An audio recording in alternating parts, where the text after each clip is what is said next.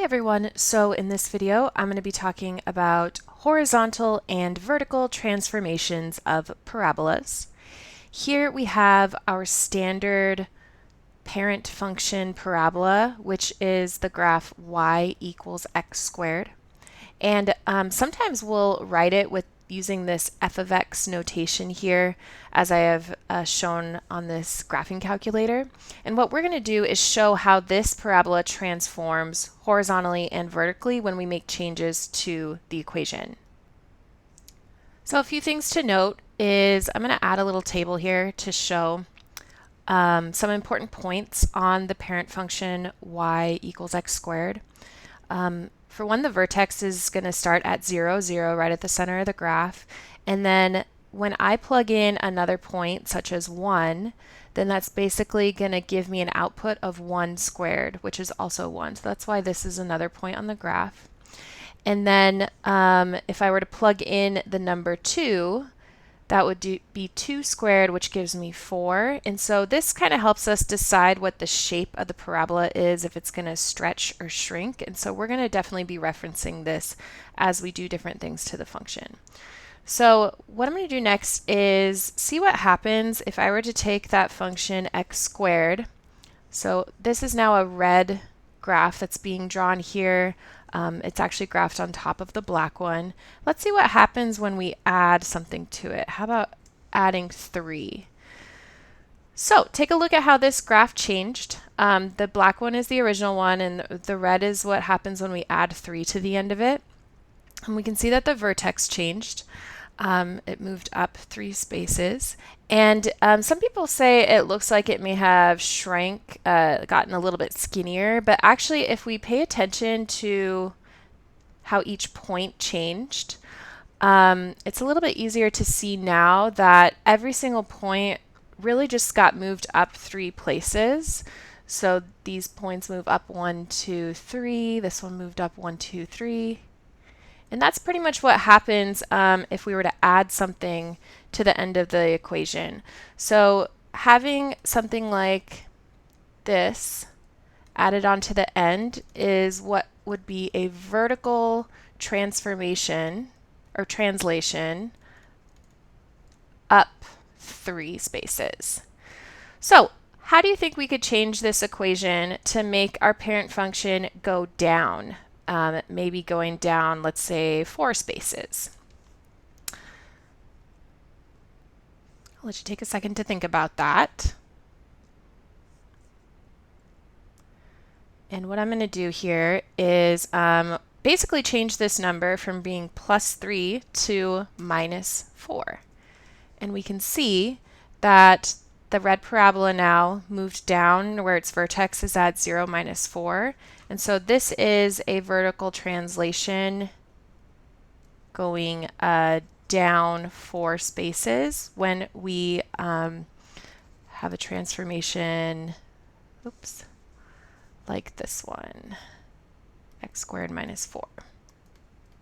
Okay, so that's how we can do vertical translations. We can basically add or subtract something onto the end of the original parent function.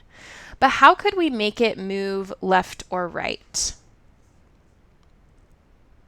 So what I'm going to do is talk a little bit about the original function here.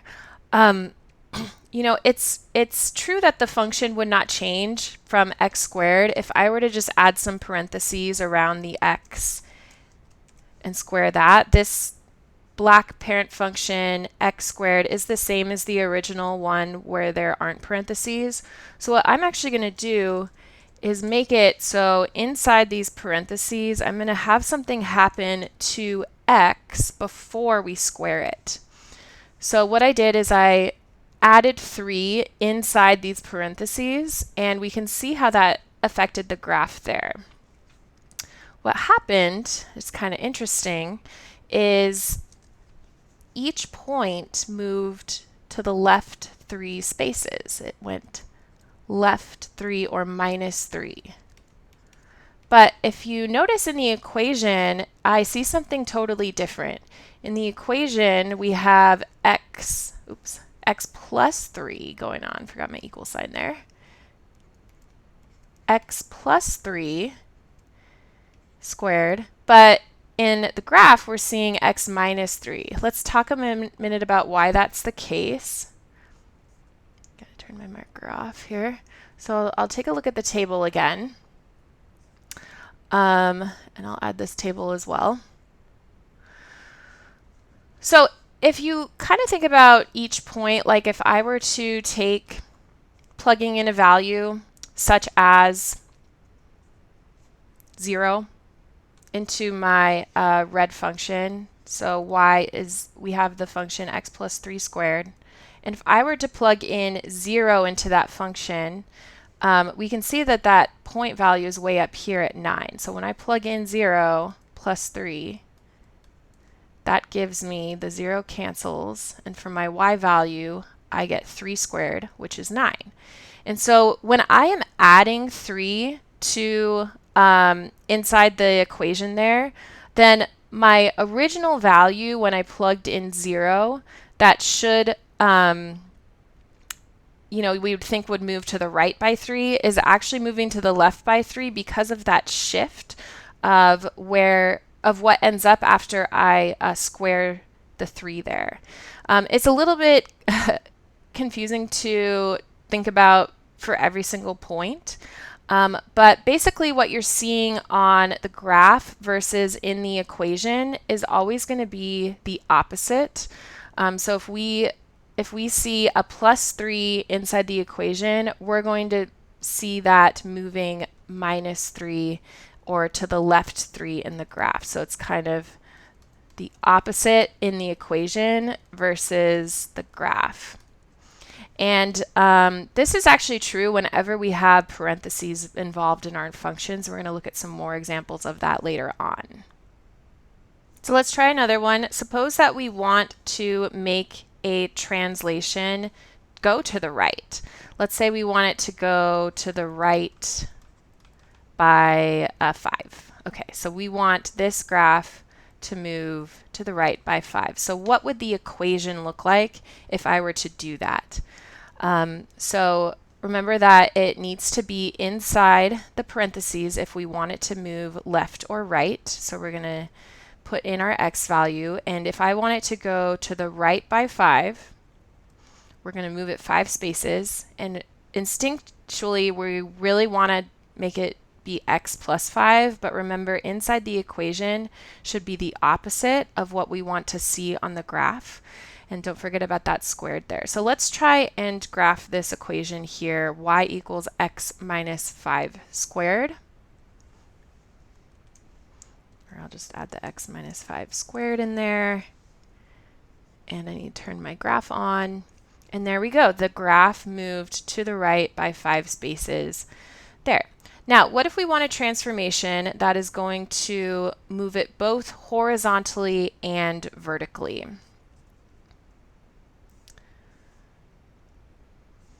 So suppose I want my vertex to now end up right here. It looks like it's moving to the right by 4 and then moving up by 5. So how would that look like in the equation? Let me make this a little bit smaller thickness of pen there. So if I want it to move right 4, then I need to make sure that happens inside the parentheses. So my new equation is going to be y equals x minus 4. Remember, inside the parentheses is the opposite of what we want to happen on the graph. Don't forget to square it. And then if I want it to move up by 5, then this is not the opposite of what we're seeing on the graph. We would add 5 to the end, just like how we were adding a value before. Remember when we were doing any vertical translation, it was added onto the end like that. But in this case, we're going to add it on to what happens in the parentheses. So let's try to graph this one here. So x minus 4 squared plus 5. Change this to 4. Add 5 to the end. And we see we have our parabola that goes over 4 and up 5. And that's what we'll see in the graph there. I just typed in one last example that we're going to look at here.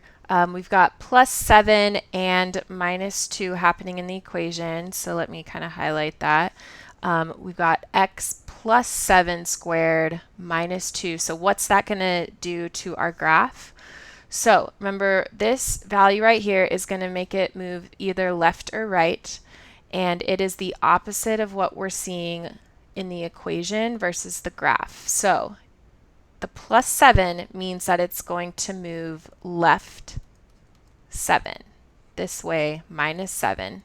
And then the minus 2 is what's going to make it move up and down. And so this one is not the opposite of what we're seeing on the graph. So it's going to be moving down by 2 from there. So our vertex should end up being to the left by 7 and then down 2 more spaces right there.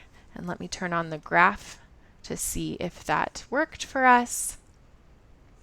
And there we have it. It is right here at -7, -2. The last thing I want to add is we talked about how if you ever have a negative in front of x squared, that will cause it to flip. And we can see that when I graph -x squared, this is an upside down parabola that vertically flipped over the x-axis. And the same is going to be true if I were to add a negative to the front of this equation here. And my vertex is still going to be in the same spot at -7, -2. All that negative does in the front is makes it flip upside down, with the vertex being in the exact same position. And yeah, that's a nice intro to shifting parabolas horizontally and vertically.